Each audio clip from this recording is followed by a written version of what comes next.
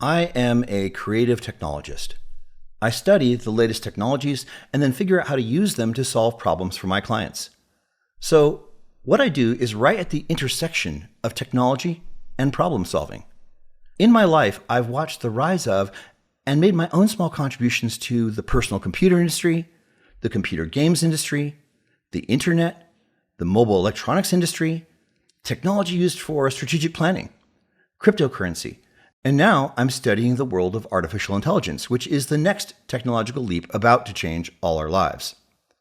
Game-changing tools come along every once in a while, like my own Flying Logic, which is my tool for strategic planning and deep problem solving, and Stable Diffusion, which is the AI tool I've been using to create the artwork for these videos. People have invented many useful tools that help us perceive the world accurately, arrange our knowledge, think about it logically, develop plans, and communicate effectively. Despite having all these tools, we must still do the hard work of thinking and also the hard work of implementing our plans. When new tools like these are introduced, they are often touted as labor-saving devices.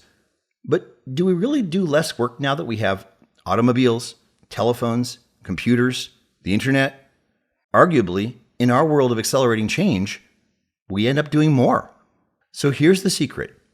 The result of having these technological tools is never to reduce labor, but to raise expectations. Just as spreadsheets were a boon to accounting and financial planning, but didn't make accountants obsolete, tools like Flying Logic help systems thinkers and people with a passion for making the world and its systems better, but it doesn't do the thinking for them. Stable Diffusion doesn't replace artists or designers because people still have to make choices about how art and design can help them convey their very real ideas about the world. Here's my takeaway for you.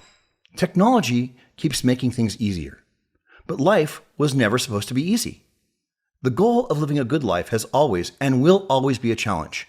Personally, I wouldn't trade living in this amazing time for living in any time in the past. But my challenges, like yours, are very much the same challenges that humanity has always faced. And as always, the answer lies in thought, study, reflection, and a deep sense of personal responsibility. So what do you think?